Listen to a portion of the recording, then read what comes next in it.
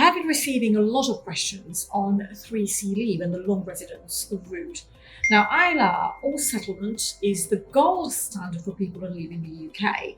I find a lot of people who are currently on one route or the other wanting to make an early application and unsure whether they qualify for ILR with gaps in their leave.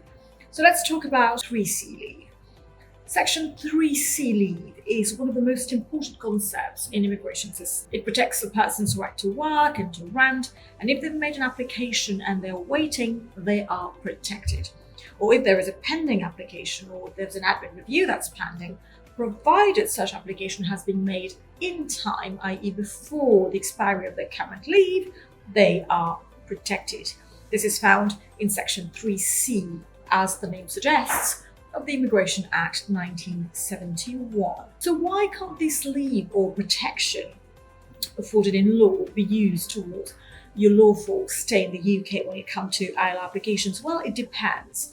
There are a series of cases dealing with long residence and the 3C leave. And the latest case, in that particular case, the Court of Appeal said the purpose of Section 3C is not to enable somebody to be able to rely on continuous leave for the purpose of building up the 10 years continuous lawful residence. This may seem harsh, especially given the provisions of the law, but this is not the first case decided by the court, by the higher court, in this manner. Popular questions on 3C leave include whether a person can travel while they have 3C leave.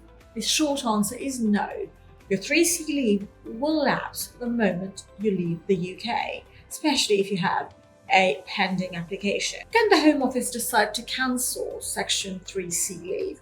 Yes, in certain circumstances where a person has failed to comply with conditions attached to the current or previous grant of leave, but the guidance explains that the breach must be of sufficient gravity to warrant such action. It can also be cancelled if the migrant has used deception in their current or previous application. So although 3C leave is a wonderful provision in law, it is not a panacea. Often we find employees do not understand 3C leave and they prevent the person from working whilst they have a pending application.